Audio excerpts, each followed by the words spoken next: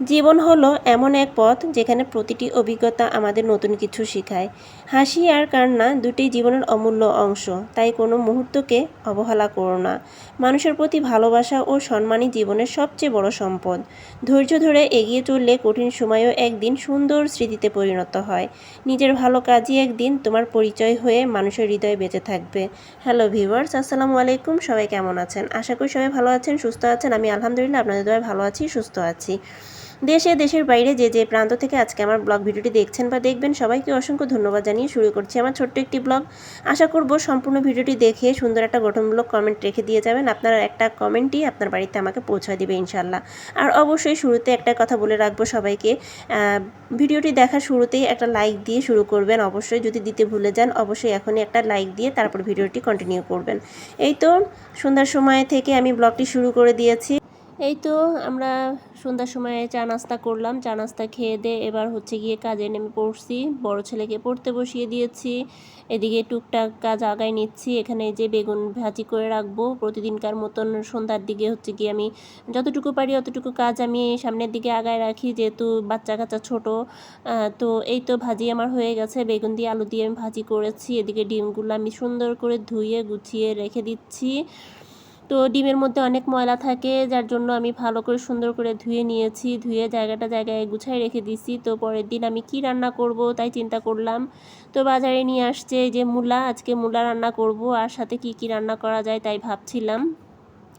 যতটুকু পারতেছি নিচ্ছি, হাতে মানে ঝুড়িতে জায়গা হচ্ছে না দেখে সেজন্য হাতে করে নিয়ে এসে এখানে রেখে দিলাম, যেহেতু ওখানে বসেই কাটাকাটি করব। তো এখানে ঝিঙ্গা আছে, পটল আছে, ঘটমান কচু আছে, লেবু আছে। এখন কোনটা ছেড়ে কোনটা নিব, কি নিব না নিব তাই চিন্তা করতেছি ভাজির জন্য। আর কিছু তো পাচ্ছি না, এখন সব কিছু টুকটাক মিলে একটা ভাজি করে ফেলবো, যেহেতু একটা ভাজি অলরেডি হয়ে গেছে। সেটা হচ্ছে গিয়ে সকালের জন্য, সকালে ছেলের বাবা ছেলে খেয়ে যাবে, আবার নাস্তা নিয়ে যাবে টিফিনের জন্য। তো এই তো রাতের বেলা আমি এগুলো সব কিছু কুটা বাছা করে রেখে দিয়েছি, কালকে ভাজির জন্য সেরকম কোনো কিছু পাইনি।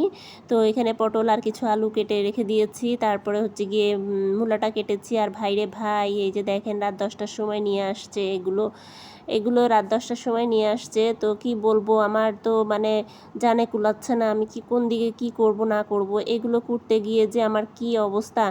তো যাই হোক, আমি ইউটিউবে অনেক আপুদের কাছ থেকে দেখে নিলাম যে এই মানে শিং মাছগুলো কীভাবে পরিষ্কার করতে হয়। তো আমি তাদের কথা অনুযায়ী চিন্তা করলাম যে আজকে যখন এতগুলো শিং মাছ নিয়ে আসছে, খুব সহজ পদ্ধতিতে আমি দেখেছি যে এগুলো যে চুন দিয়ে মাখায় রেখে দিলে নাকি খুব সুন্দর পরিষ্কার হয়ে যায় ঘষা মাজা ছাড়া। তো যাই হোক, আমি সুন্দর করে হাতে ডলে নিচ্ছি, কারণ একটু দলা দলা ভাব ছিল চুনগুলাই। তো এই যে চুনগুলো আমি ভালো করে মাখিয়ে রেখেছিলাম প্রায় আধা ঘন্টার মতন। শুধু আমার হচ্ছে গিয়ে সময় লস। ভাইরে ভাই, যতই মানে চুন সাবান তেল যতই মাখায় রাখেন না কেন, ডলা নাই, কোনো উপায়ই নাই আমি যা দেখতেছি। কারণ এই যে দেখেন আমার এই জায়গাটা কিন্তু একেবারে মানে স্লিপ মানে কি বলবো এটাকে আমি বুঝতে পারতেছি না। একদম খসখসে না, কোনো খসখসে না, স্লিপ কাটে এই জায়গাটা। তো এই জায়গাতে মাছ কাটাটা খুবই অসম্ভব হয়ে দাঁড়াইছে, খুবই কষ্ট হয়েছে আমার এই মাছ মানে ঘষে মেজে পরিষ্কার করতে। আর এই যে আমি এখানে কত কিছু লবণ দিয়েছি, তারপর হচ্ছে গিয়ে চুন দিছি। তো এইগুলোর চামড়া ভাইরে ভাই কি বলবো রে ভাই মানে এই চামড়া আমি তুলতেই পারলাম না, বহুত কষ্ট করে আমি এই চামড়াগুলো তুলছি। আর এই যে এতটুকু অংশটাতে শুধুমাত্র খসখসে জায়গা আছে, এইটুকু অংশটাতেই আমি বসে বসে এতক্ষণ ধরে এগুলো কুটে বেছে উঠছি। আরও বাকি আছে, এই যে দেখেন এগুলো কিন্তু অনেক কষ্ট হয়েছে আমার মানে পরিষ্কার করতে, মেজে পরিষ্কার করতে। আর বাকিগুলো দেখেন এই যে এই অবস্থা, ওগুলো আমি কতক্ষণে কুটবো আমি তো চিন্তা করতে পারতেছি না। আর এই যে দেখেন, এই যে আপনারা এই দেখেন কত কষ্ট করে আমি এই জায়গাটা আমি পরিষ্কার, এতটুকু জায়গাটার মধ্যে আমি পরিষ্কার করে উঠছি। তো কি বলবো, আমার হাতটা ছুলে অবস্থা খুবই খারাপ হয়ে গেছে। ফাইনালি আমি এগুলো কেটে কুটে 11:30টার সময় উঠছি। মাথার অংশ দিকটা আমার কালো কালো রয়ে গেছে, এগুলো উঠাতে পারি নাই, যতটুকু পারছি উঠাইছি, ঘষে উঠাইছি। আমার হাতের 12টা তো বেজে গেছে। তো কি আর করার, যাই হোক রাতে খাওয়া দাওয়া করে আমরা তো শুয়ে পড়েছি, সকাল হয়েছে, নাস্তা কমপ্লিট করে ছেলেকে পাঠিয়ে দিয়েছি। আর এই যে এখানে নাস্তা খেতে খেতে আমরা আমার ছোট ছেলে আর আমি দুইজনে নাস্তা খেতে খেতে এখানে আমি ভাজিটাও বসিয়ে দিয়েছি, পটল ভাজিটা বসিয়ে দিয়েছি। আর ওকে নাস্তা খাওয়াচ্ছি, আমি নিজেও নাস্তা খাচ্ছি। ও এখানে অনেক বকবক করতেছিল, অনেক কথা বলতেছিল। তো আমি একটু ভিডিও করতেছিলাম যে খাও বাবা, তোমাকে ডিম দিয়েছি, খেয়ে নাও। তো তো যাই হোক, খাওয়া দাওয়া করার পরে দেখেন আমার ছেলে খুবই কাজের ছেলে। এই যে দেখেন মানে হাঁড়ি কুড়ি নিয়ে বসছে, আমি এখানে রাখছি হাঁড়ি পাতিলগুলো, তো ও এগুলো ঘষা মাজা করে দিচ্ছে। ওর মানে এগুলো খুব ভালো লাগে, আমি যা যা করব ও সেগুলো ফলো করবে আর ওগুলো করার চেষ্টা করবে। এই যে দেখেন খুব সুন্দর করে মাজুনি দিয়ে কিন্তু এই জিনিসটা ক্লিন করতেছে। তারপরে এই যে ছোটো হাঁড়িটা নিচ্ছে, অনেক সময় তো এই হাঁড়িটার মধ্যে মাজুনি নিয়ে তারপরে ঘষা মাজা করতে থাকবে। এখন আমিও কিছু বলি না, যাক ওর করতে ইচ্ছা হচ্ছে, একটা জিনিস নিয়ে অন্তত শান্ত রয়েছে, এটাই হচ্ছে বড় কথা। আর এদিকে তো কি বলবো, ওয়েদারের অবস্থা খুবই বেহাল, কাপড় চোপড়ের অভাব নাই, প্রচুর কাপড় চোপড়, সমস্ত কাপড় চোপড়গুলো ভিজে একাকার হয়ে গেছে। বৃষ্টি এই রোদ, এই বৃষ্টি এই রোদ, এই অবস্থা। ঝুম বৃষ্টি হলে তাও একটু ভালো লাগে, কিন্তু আর এই ছিপছিপে চিটচিটে বৃষ্টি, একবার ঝুম বৃষ্টি, এরকম অবস্থা হয়, মানে ঠিক ঠিকানা নাই বৃষ্টির কোনো। তো এখানে যে কাপড় চোপড়গুলো আমি সুন্দর করে সব ভাঁজ করে গুছিয়ে নিচ্ছি, এগুলো সব ভিজা ভিজা আসছে, একটু রোদ উঠছে, তো রোদ উঠলে পরে হালকা একটু রোদে দিব, নিচের তলায় যাব, যে এগুলো সব রোদে দিব। তো আমি সব কাপড় চোপড়গুলো গুছাই নিচ্ছি, দেখেন কত শত কাপড়। আর এই যে বাচ্চার কাপড়গুলো শুকাতে মানে ঝামেলা হয়ে যায়, কোথায় মেলবো না কোথায় মেলবো, এই টেনশনে মানে দিন যায় রাত পুরায়, এই অবস্থা। আর এত পরিমাণে কাপড় ভরাচ্ছে ইদানিং, যেহেতু বৃষ্টি পড়ছে, বাচ্চাদের বৃষ্টি হলে পরে অনেক সমস্যা হয়ে যায়, বাচ্চার মায়েরাই একমাত্র ভুক্তভোগী, বাচ্চার মায়েরাই একমাত্র জানে। তো ওদের কাপড় চোপড় বেশি ভিজে গেলে পরে, বেশি হয়ে গেলে ভিজা থাকে, কোথায় শুকাবো কোথায় না কি করবো, এই টেনশনে মানে মাথা খারাপ। তো এরপরে আমি রান্নার কাজে চলে আসছি। এখানে আমি তেল মশলা যা কিছু আছে সব কিছু দিয়ে দিয়েছি। আজকে হচ্ছে গিয়ে মূলা রান্না করব, তো তার জন্য সব প্রস্তুতি চলতেছে। আমি এখানে ময় মশলা সব কিছু দিয়ে দিব। এখানে আমি রসুন বাটা, জিরা বাটা, পেঁয়াজ বাটা, তারপর হলুদের গুঁড়ো, মরিচের গুঁড়ো, লবণ, তেল, পেঁয়াজ সব একসাথে দিয়ে দিয়েছি, কিন্তু সবগুলো একসাথে দিয়ে আমি ভালো করে একটু কষিয়ে নিব। কি কি দিচ্ছি আপনারা তো দেখতেই পাচ্ছেন।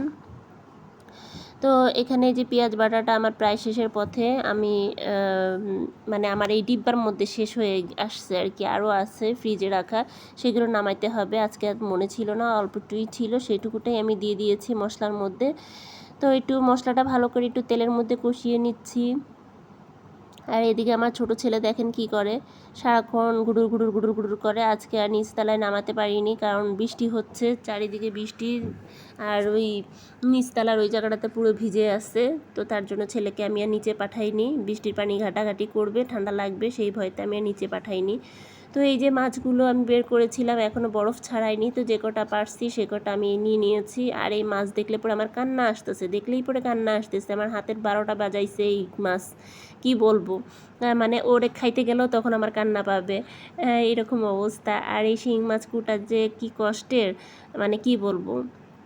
তো যতই মানুষে যতই ইজিভাবে বলুক না কেন, যতভাবেই আমি চেষ্টা করছি, অনেকভাবেই আমি চেষ্টা করছি, কিন্তু কোনো কিছুতেই হয়নি।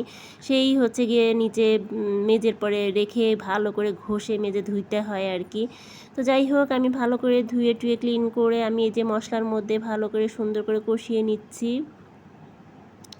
ভালো করে কষিয়ে নেওয়া হয়ে গেলে তারপরে হচ্ছে গিয়ে মাছগুলো আমি তুলে নিব।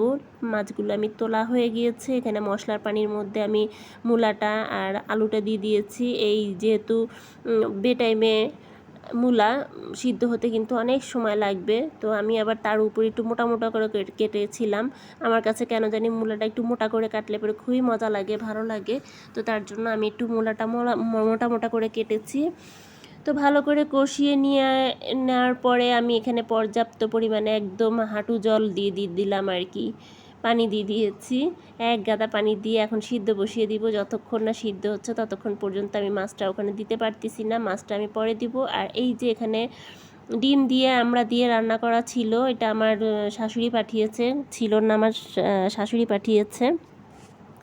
তো এটা চিন্তা করলাম যে বাচ্চাদেরকে খাইয়ে দিব। আজকে অনেক দেরি হয়ে গেছে রান্না বাড়া করতে, যেহেতু আমার শাশুড়ির কিছু কোটা বাছা করে দিয়েছিলাম, রান্না বাড়া করে দিয়েছিলাম। আমার উপরে আসতে অনেক লেট হয়ে যাওয়াতে শাশুড়ি একটুখানি তরকারি দিয়ে দিয়েছে বাচ্চাদের জন্য। এটা তো এভাবেই শেষ হলো আমার আজকের দিন। আশা করি আজকের ব্লগটি আপনাদের কিছুটা হলেও ভালো লেগেছে। যদি ভালো লেগে থাকে তাহলে ভিডিওটিতে একটি লাইক দিবেন, কমেন্ট করবেন, কমেন্টের মাধ্যমে আপনাদের মতামতটা জানাবেন। এবং এখনও যারা সাবস্ক্রাইব করেনি তারা অবশ্যই সাবস্ক্রাইব করে পাশে থাকা বেল আইকনটি অন করে রাখবেন। আজকের মতন এখানেই বিদায় নিচ্ছি। আল্লাহ হাফেজ, আসসালামু আলাইকুম।